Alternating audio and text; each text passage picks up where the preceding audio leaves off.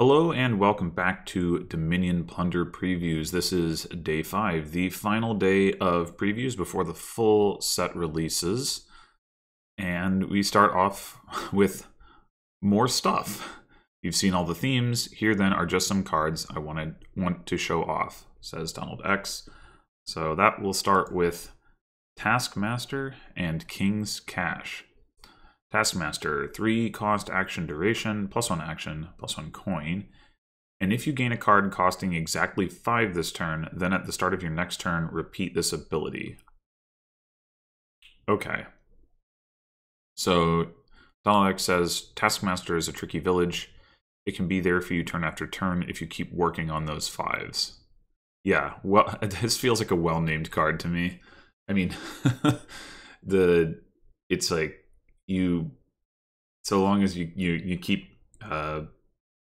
grinding it out, like it's gonna continue to keep working. But as soon as you stop and let up, then like it falls apart and you got to play it again. But yeah, so it's a village. It also gives you a coin. It has the same effect as Fishing Village, right? The same duration effect as Fishing Village. It doesn't on play. But you can essentially get like a combination of barracks and the key, something like that. As long as you can keep gaining 5s. There are definitely going to be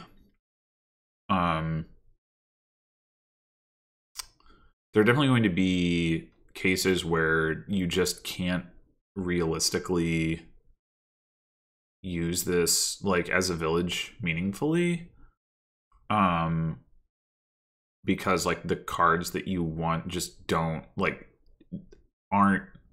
the cards that can activate its ability, but that should be pretty rare. Like you often want, often 5s are a critical part of your engines. Like even if you're not getting them every turn, like you should be able to gain them often enough that you can activate this ability like reasonably often. Gaining them every single turn is going to be quite a feat, I feel like, on a lot of boards. But sometimes you'll be able to do that, you know, if you've got like University or something that makes it fairly convenient. Though even University will tend to run out of targets at some point, you know, because like it can't gain duchies, and like you only want to gain so many, like, you know, whatever payload card that is like terminal on a stop card.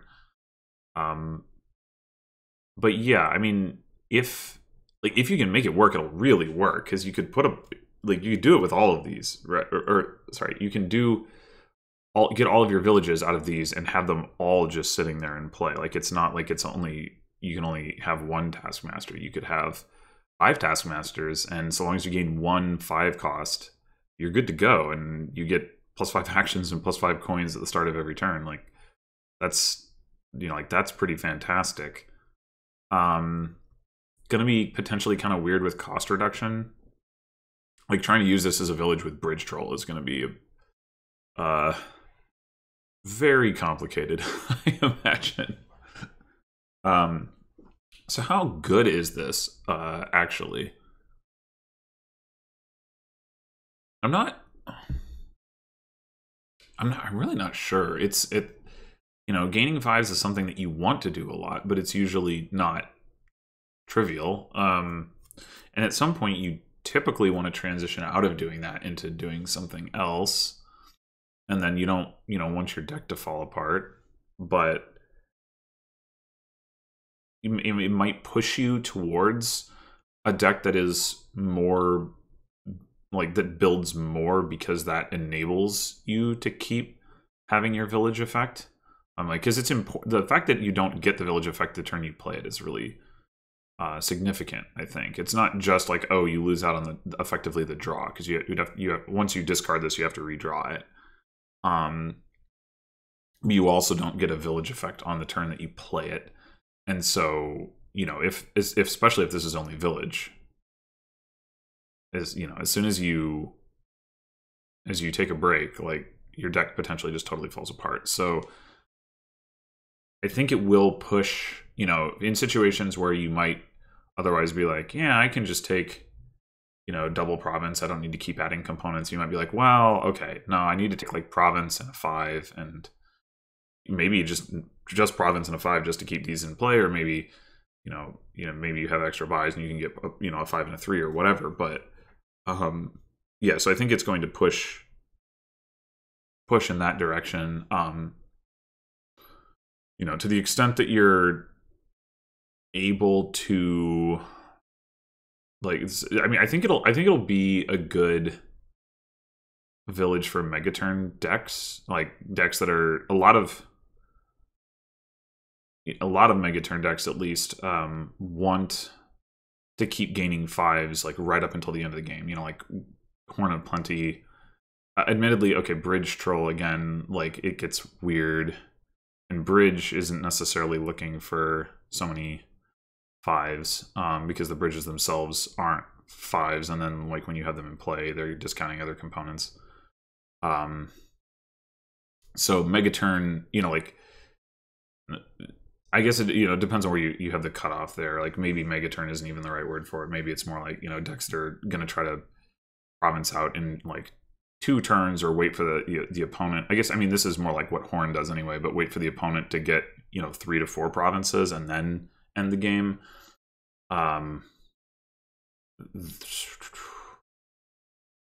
Like, I don't know, how does this work with like Governor? Like not necessarily, because Governor is particularly good at gaining 6s. It is good at gaining 5s off of silvers, but at some point all the governors are gone, and then it kind of depends.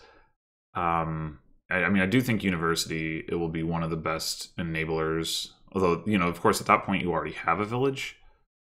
Same with Border Village. Like you can definitely gain 5s if Border Village is on the board. You can even like gain duchies if that's what you need to do. But again, you have a village effect if you're gaining Border Villages.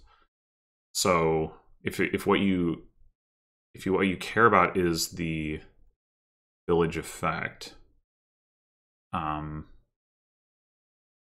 not sure what, like, Horn of Plenty seems like, strikes me as an enabler that it doesn't otherwise give you plus actions, but it does like allow you to gain 5s pretty easily, and it's something that you want to be doing. I don't know, it's really hard to get an intuition for like how difficult it's going to be to like leverage this, but if you can leverage it, it seems powerful. Always starting your turns with the plus actions that you want is amazing. The coins are almost just like gravy, but it's still good. But yeah, I'm just gonna have to play with this to have a sense for how doable it is. All right, King's Cache, 7 cost treasure. You may play a treasure from your hand 3 times. Oh, okay. The King's Court of Treasures. Yeah, and that's exactly what Donald X says. King's Cache is the King's Court for treasures that you never knew you needed. So I don't. Okay. So first of all, this is obviously not anywhere close to as good as King's Court. Like, I don't think that's going to come in as a surprise to anyone. We'll get that out of the way. That doesn't mean that it's bad, right? King's Court is a ridiculously good card. But that is the natural comparison that, so just to get that out of the way. But how good is playing a treasure 3 times? Well, it's going to depend a lot, right? I think King's Courting, relatively cheap stuff, like relatively unexciting stuff, is going to tend to do more for you than using King's Cache, like on relatively like cheap, unexciting stuff. So like, the worst case scenario, you King's Cache a copper, your 7 cost treasure is a silver. That's not good. Now that should be pretty avoidable in general. But in a money deck that doesn't trash, it could definitely happen. It's like, that isn't. I don't necessarily think this is a card that's going to be particularly good in a money deck. Like, if you're King's Courting a silver, it's worth 4 coins. which compares it in that money context. It probably compares favorably to bank, but not to the extent that it's like particularly exciting to be buying this for 7. If you King's Court of Gold, it's worth 6. You know, that is pretty good. That is pretty good, but that's going to be hard to pull off without, you know, some form of deck control. You know, King's Court of Platinum is worth 10. Like, that's pretty cool, but that's even, you know, harder to pull off. Yeah, presumably the most exciting thing to be doing with this is going to involve specialty treasures, kingdom treasures, or loot. So like if you play this on an average loot card and you're getting 6 coins and 2 buys for playing this, like that's pretty good. Is it worth taking the time to get a 7 cost?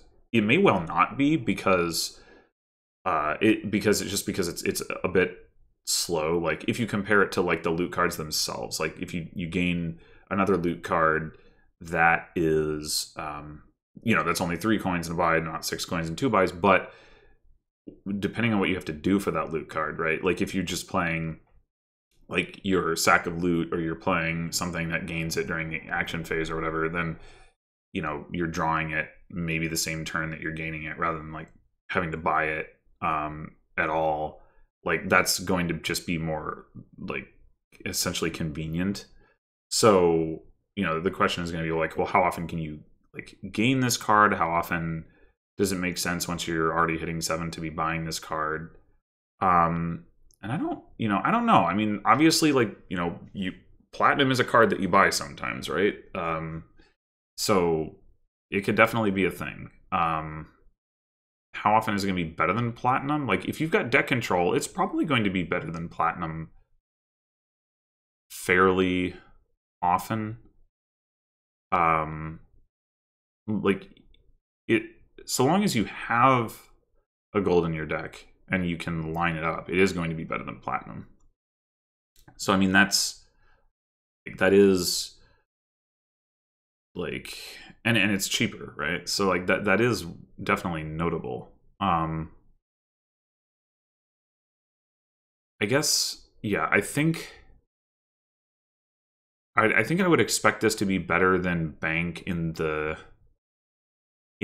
general case of like building like a deck control heavy deck, because bank does rely on volume, whereas this does not, right? It only needs 1 good treasure.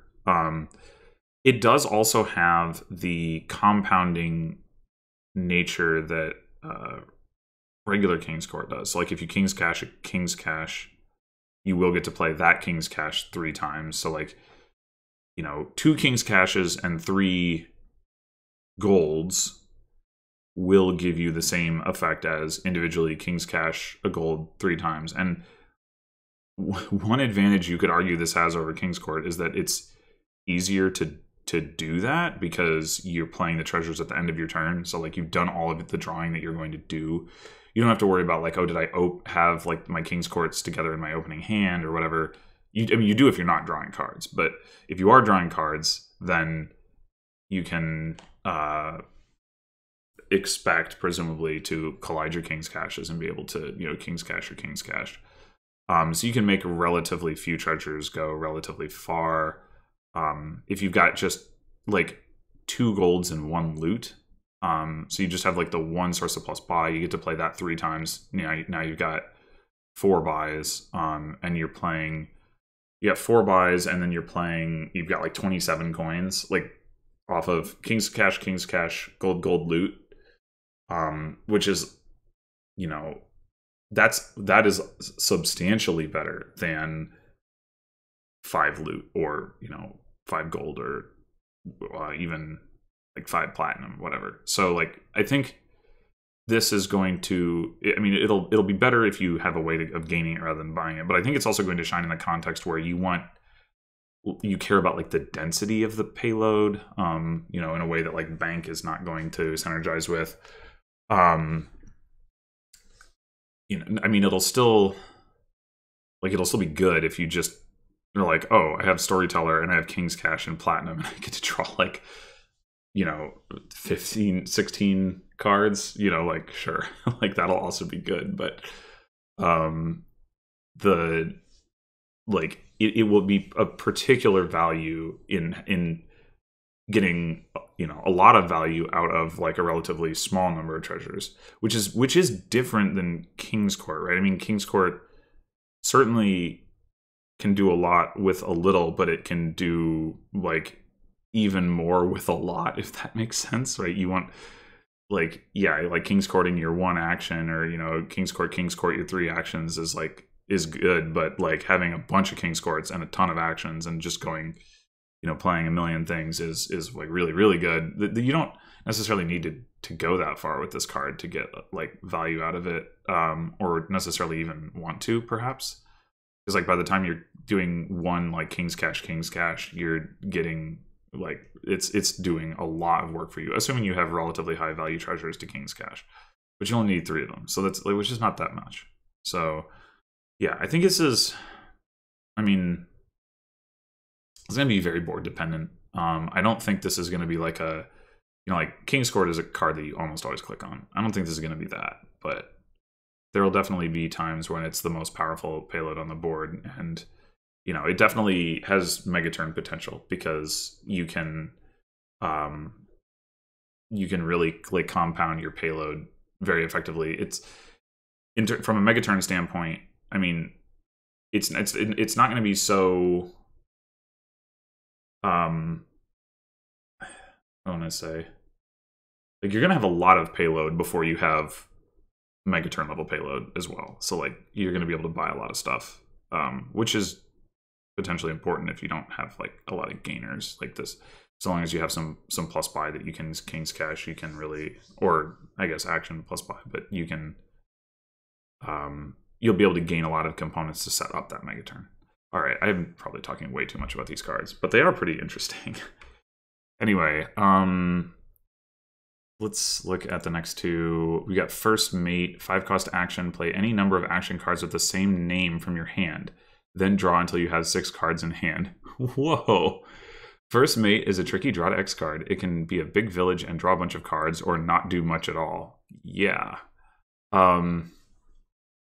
Man, this card seems like a really fun card to make work. I mean, I don't know how often it's going to work, but it really, like, I can definitely see this being like super fun to try to take advantage of. It is worth noting that it is like it's his terminal is what it's playing. So unfortunately, if you use it to you're like, oh, I wanna play like all these like non-drawing payload cards, and then it'll draw like once I've emptied my hand out of those. Well, you know, you will need plus actions if those are terminal, right? If you're going to be like, I'm, you know, playing First Mate and 3 liveries or whatever, like it's not going to give you any actions. Flip side, if you play like First Mate and a bunch of like hunting parties or something, you're going to get the actions, but you aren't, like, the draw isn't going to do anything because you're already going to draw, like, blown past 6 cards in your hand. For those cases where you can, I don't know, you're playing a bunch of like festivals or something, could be really fun. Is it actually going to be good though? I mean, it's pushing you towards a monolithic deck, and I suspect that that's generally not going to self-synergize very well, because like taking the example of festivals, like you're like, oh, I want to shove as many festivals in my deck as possible because the First Mate like can play all of them at once, but they're all stop cards, and so you're more likely to choke on those than you would be if you had a variety, like more of a variety of cards. And then like the flip side is that like if you do have that variety of cards, obviously the First Mate isn't going to be as good. So I suspect that this is going to be more of a like it's fun to make it work card than a like it's consistently good card. I mean, another question to ask would be, how many copies do you need to play for this to be like really like a good card and be worth investing in?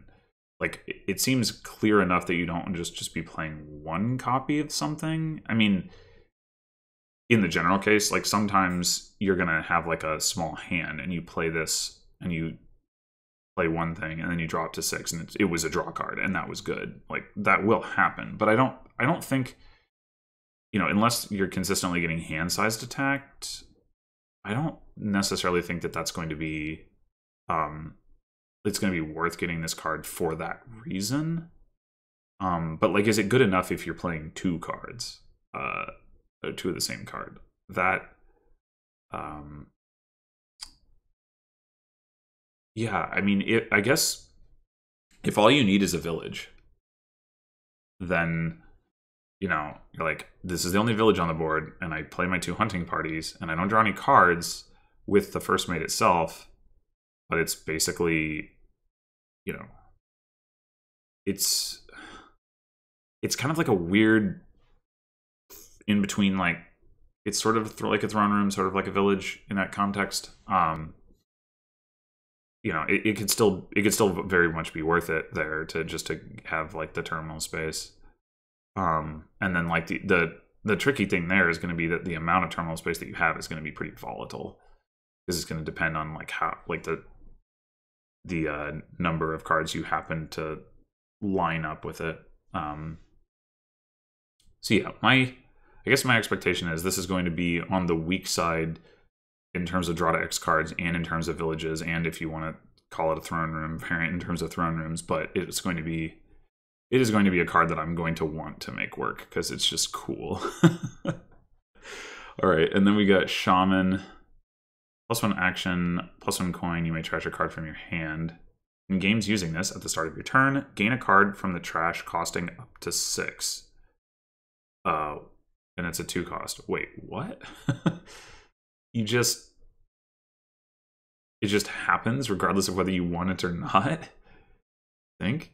Shaman is the inverse cathedral. This game, the junk will keep coming. You will have to figure something out there. What's up to... Oh, shit.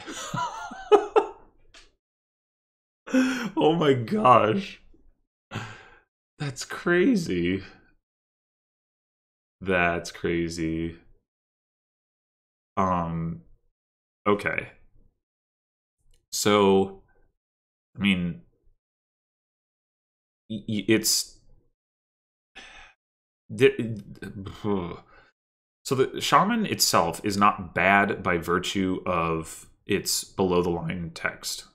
The below-the-line text is going to be bad for your deck more often than not, I suspect.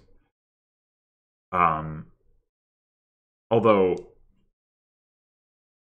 I mean, you do have Shaman itself as a trasher. There's always going to be a trasher on the board. So, I guess if Shaman is the only trasher, you never... No, that's not true. If Shaman is the only trasher, if you get Shaman and your opponent doesn't, then they will get all of the cards that you trash. So you can actually use this as an attack card, essentially. Like, it's like actually like Ambassador, really. You trash your estate, start of their turn, they gain the estate. You trash your copper, start of the turn, they gain the copper. Then if they invest in Shaman 2, they bounce that stuff right back. Guess what? Ambassador. The difference being that, unlike Ambassador, so Ambassador, you know, had like an end state that it was moving towards. This does not. Like, well, it does if there's asymmetry, but in a symmetrical case where like your decks are like of equivalent strength, you're playing Shaman, you're both playing Shaman at the same rate, then, you know, unlike Ambassador, it's just going to sort of tread water. You're never going to get thin. They're never going to get thin, because there's no 2-for-1. If there is another trasher, then that equation totally changes. Oh, and I guess I should mention, like, obviously you could get multiple Shamans, but they could get multiple Shamans. So presumably, you know, like in the, you know, if you're both playing to about the same level of skill, competency, whatever, and there's not like a big, you know, luck swing, then that should balance out. But I mean, that doesn't mean that it's not worth trying, right? Like the same, I mean, in the same way that you, like, one of the ways to win the Ambassador War is to, like, play better, you know, in theory. That can be true with Shaman as well, right? If you build more effectively and you're playing your Shaman more often, or your Shamans more often, then, you know, you can win that fight. So, like, that's worth trying to do, probably. But it's going to be more, like, you're more so going to reach that end state where like you have, like, not much junk when there's another trasher, and then you can, like, the trash actually accumulates. And in that case, well, I guess if both you and your opponent are playing multiple Shamans per turn, the trash is still accumulating. So that is still going to reach, like, an end state where you only have, like, you know, a minimum amount of junk in your deck. Okay. But then the question is, okay, at what point can you start to take advantage of getting stuff out of the trash? The problem is that the timing of it is such that you never, you never get access to the stuff that you trashed first, unless you have, like, an extra turn effect. So if you, well, I guess or if you have, like, a start of turn trash or something, but, like, start of turn trashes are almost never trash for benefit. Transmogrify is an exception. Obviously, you could have, like, I don't know, a Princed Salvager, or, you know, a Summoned Salvager or something like that. But, you know, for the most part, you're not going to have, like, trash for benefit outside of, like, T-Mog. So you're not likely to be able to, like, put something good into the trash and then take it back without an extra turn thing like Mission or Voyage or Outpost or whatever. If you have those, then, you know, great. But, you know, so if you're thinking about, like, okay, I play a Grave Robber, trash something good, and then get it back, that's going to be hard to do. So taking advantage of that isn't going to be so common.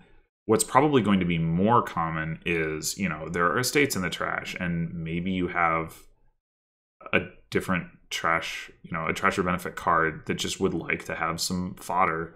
I mean, like, if it's estates, it's probably not something like Apprentice or Salvager, but I mean, it could be Salvager, it could be Forager or whatever, but I'm thinking more like, you know, something like Altar, where you don't really care what it is that you're pulling out of the trash. You just need something, and so you're fine with pulling something, you know, some garbage out of the trash to be able to get value out of that. So that's going to be, like, very nice in games with Shaman.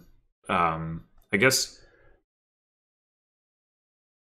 if you have Cathedral and Shaman, that would be kind of a funny, like, you are gonna, if you have Cathedral and Shaman, you will actually need to invest in another trasher to, like, actually make progress, which is funny. Like, that's not, like, a thing in general in games with Cathedral, but it will be with Cathedral and Shaman. Okay, so yeah, then how often do you get Shaman itself? Like, how often is that good? Well, it is a non-terminal trasher. It gives you a coin for 2 cost. Like, that's pretty reasonable. On a 5/2, like, this could be a very nice card to open with. And then, you know, I guess what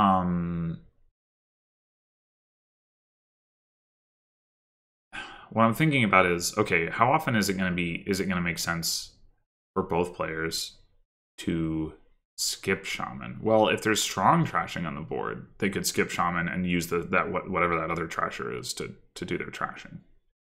If there's no other trashing on the board, are you ever skipping it? Like,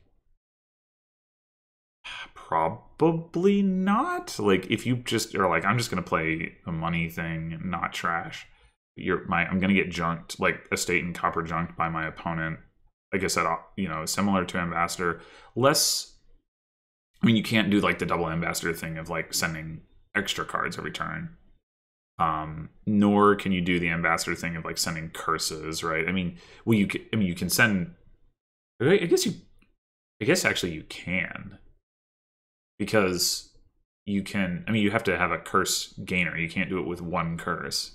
It's like a self curse gainer. That's probably not worth doing. But in theory, like, you could, because you could. You trash your cards one at a time. They have to take the one card that you put into the trash, and then you start trashing curses, and they have to take the one card that you put in the trash. So I guess you could, but realistically, like, you're not going to do that. So the junking there isn't going to be like as bad as other junking, but it's still junking. I don't know. It's probably going to be the case that like you're going to most likely want to take this if you don't have some other form of trashing. Wow, these are some crazy cards. Like, these 4 cards are some of the most interesting cards that have been previewed, in my opinion. Really cool stuff. Okay, moving on to the landscapes. Journey, 4-cost event, once per turn. If the previous turn wasn't yours, you don't discard cards from play and clean up this turn and take an extra turn after this one. Hey, we're just talking about extra turns. So Journey is an exotic extra turn when you won't get to use the cards from this turn on that turn, and it messes with stuff like Swamp Shacks. Right. So Journey, you take another turn in which everything stays in play. What does that look like in practice?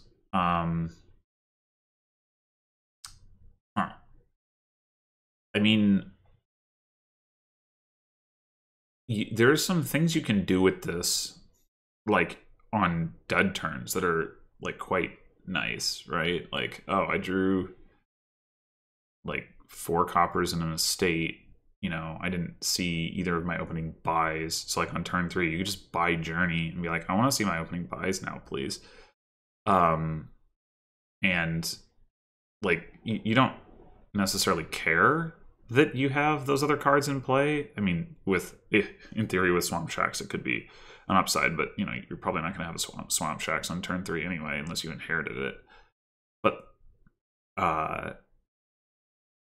yeah, I mean, like, as an accelerant, like compared to Mission or Seas, like, it has way more upside in those situations. Like Seas is just like, there's like a high opportunity cost of using up your one opportunity to seize. Mission, you can't buy cards.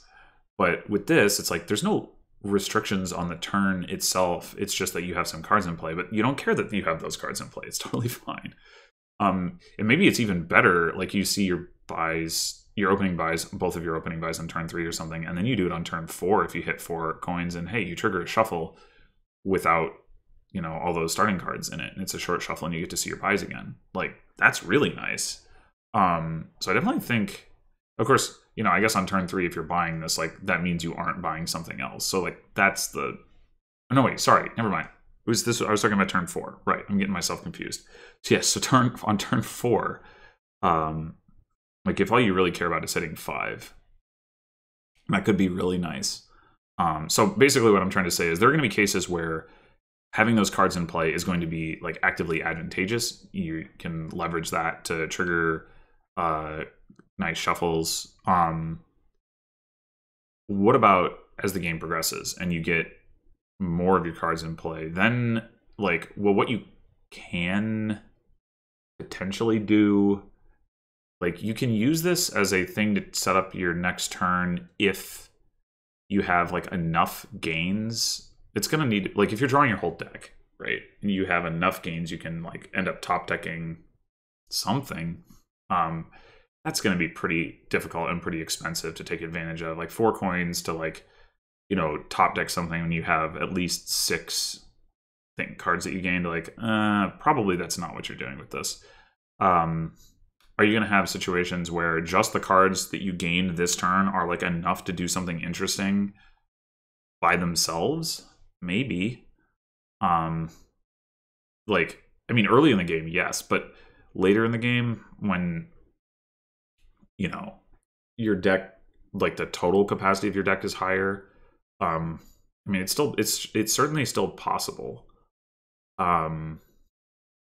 I guess actually another thing you could do with this is you could still do what I was talking about in terms of like holding bad cards out of your shuffle, provided, let's see, how does this work? If you can,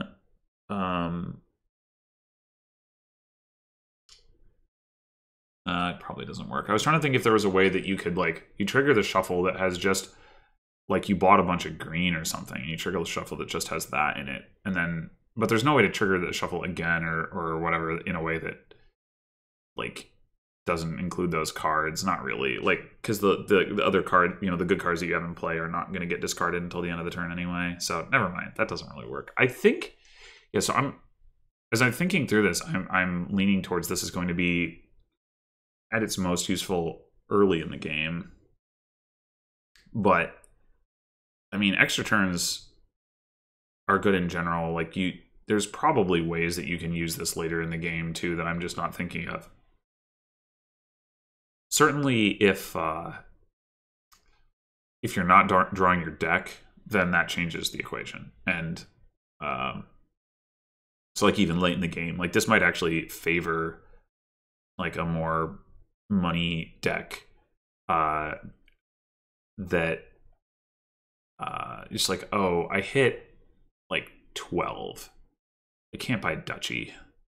Okay, I'll buy Province Journey, and then I'll get another turn where I can try to hit Duchy or whatever, rather than buying like an estate. Like that could definitely happen. And you could have like a deck that has some deck control, but not like enough to draw a deck or to consistently draw a deck, where you've got enough stuff left in your deck that it's like, yeah, okay, that's, you know, that I'm going to get value out of playing with those other cards. But yeah, I really think this is going to be something to watch out for early in the game, when you can use it to trigger like really short, valuable shuffles and just skip over turns where you can't do much. I mean, granted, a lot of the time on 4 you can do something valuable and you want to buy a 4 cost, and so like in that situation there's going to be certainly a trade-off, but you know, like depending on what your deck looks like when you're doing this, it might not even matter, right? Like you might break even at worst. Like, okay, you buy the Journey and then you hit 4 again and you buy a 4 cost, like whatever, you didn't lose any ground by doing that. So that's again something to pay attention to. Okay, so then we've got some traits. First up, we've got Cursed. When you gain a Cursed card, gain a loot and a Cursed. Oh, that is not what I was expecting. Cursed gets loots into the traits. Some card this game will come with 2 more cards. Yes, now you'll have to be clearer as to what you mean when you refer to a cursed village. You can also have a cursed village or a cursed blessed village. Oh no. Yeah, so the I would say, so early in the game, this is actually going to be kind of like playing Cursed Gold. You know, not exactly, but there's going to be some similarities. So, I mean, you know, one obvious difference is that it actually, you know, the loot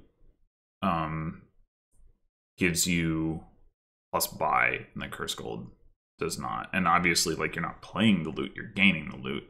But, you know, in the sense that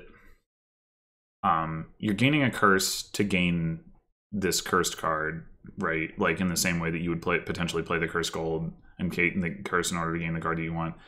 And then like the loot is like, okay, well now you could also say like, well, that's the kind of like the Cursed Gold in the sense that, you know, you get this powerful payload card, but you had to take a curse. I mean, it's a little bit different, but you know, there's some similarities there.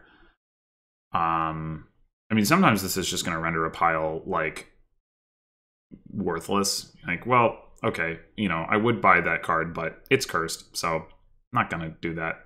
But sometimes it's going to be worth it. You know, if you have enough trashing, you can deal with the curses, or you have Watchtower or something. And then you get the loot, which, you know, could actually be really nice. So I mean, I would assume that in the average case, that like curse cards are going to be worse for being cursed. Like that seems pretty safe, pretty obvious. But I think it's going to be something you can take advantage of relatively often. I mean, because the thing is, like, if you need payload, like, you can buy this, and you can potentially, depending on what the curse card is, you know, you can potentially get something, you know, like some deck control as well. Like, it'll be build efficient to take this, so long as you can deal with the curse. So, you know, it really, like, will be pretty nice in some situations, and it's not that uncommon to have enough trashing that you can be like, well, you know, now that I've gotten rid of all my starting cards, like one curse, yeah, that's fine. I can handle that. There may even be cases where you're just like, sure, I'll just take this one curse, and like, even though I can't get rid of it, it's fine. Like, it's worth it to get a King's Court or whatever, a King's Court and a loot. So yeah, I mean, the traits continue to be like interesting and to provide some really compelling wrinkles, I think. This will definitely do that. I do think it's one of the more impactful ones too. The cursed is, that is, because you know, gaining 3 cards is a lot different than gaining 1. And there's so much, you know, it could swing from making the card worse to making it better in a way that, like, you know, for instance, cheap, the vast majority of the time, is just going to make the card better or not really matter. But cursed, you know, could go all over the place. Right, and then we have patient. At the start of your cleanup phase, you may set aside patient cards from your hand to play them at the start of your next turn. So patient, which waited its turn, makes of course. Patient, which waited its turn, makes a card easy to play if you're willing to wait for it. Yeah, the naturally patient is the last thing that we preview. So this is like cards that self-delay. You don't need an action to do it. So that is definitely going to push you in the direction of just like stuffing them into your deck, depending on what they are. But like, it makes anything sort of non-terminal. I mean, you know, maybe only in a duration sense, right? You're only going to be able to do that every other turn, if that's what you're relying on. But, you know, that's probably fine the vast majority of the time. So yeah, I mean, this seems strong. Like, you just, like, you can definitely, if you have like, you can definitely do Megaturn stuff with this, right? Like, you have Patient Bridge and some non-terminal draw. Even if you have no villages on the board, you just, like, draw, like, set aside a bunch of bridges, and then the next turn, boom, you know, empty the provinces, whatever. You know, it's not necessarily trivial, but it's, like, it's definitely something you can do. And you can be using Patient on the bridges in the meantime, too. So sort of like how Royal Carriage Bridge, like, you try to get all these royal carriages, but you do call some of them along the way on the bridges. There's a similar thing here where you, like, along the way, you set aside, you know, some bridges to enable you to get more of the draw cards or whatever, and, like, but then eventually you just go off. Interestingly, this also works with treasures. So, like, another thing you can do is just, you can transfer money that you don't need from this turn to next turn. So you can, like, I mean, you can only do it with, like, the one treasure that is patient. So, like, how relevant that is pretty hard to say. Like, it'd be one thing if you could do it with, like, your coppers, but still, if, you know, kind of like Amphora, right? Like Amphora has that ability that's like, you know, either now or at the start of your next turn, +1 or +3 coins, +1 buy. And there's a similar vibe here on like whatever pile, where you know, you can take it out of your deck effectively, like turn it into pseudo draw. So that's cool. I mean, that's true of like the action cards as well, but I think it'll be like easier to identify with a treasure like that. You don't need to play it now because, I mean, it depends on the card, but you know, if you're like, you have patient villages, you're like, well, I might need these actions, so you play the village, you know, in the middle of your turn. But you don't, with treasures, it's like you just count how much you need. But yeah, this seems good. I think it'll, like, it's another like weird village situation. Dominion at this point has a lot of those like those boards where there's not like just a regular village that's, you know, +1 card, +2 actions, maybe do another thing, but instead has like something like this, where it's like, you know, you gotta get a little creative. I think that's cool. I mean, I don't want that to be every board, but I think having some percentage of boards be like that is fun. All right, so that's gonna wrap up the previews. The set is currently expected to release on Monday, digitally and physically. We'll get the full like rule book and full card list and all that at that point. I am going to be traveling, so I am not expecting to actually be able to do a set overview at that time, but I will do it at some point. Probably like a week from Tuesday, I would say. So like on, let's see, what day is that? Like the 27th? Yeah, like maybe the 27th or the 28th or something like that is probably when I will end up doing it, when I get back from traveling. So, you know, unfortunately, my takes at that point might not be quite so piping hot, but, you know, we got to do what we got to do. But in any case, thanks for watching, and once again, go check out the previews on Dominion.games, and until, you know, a week and a half from now.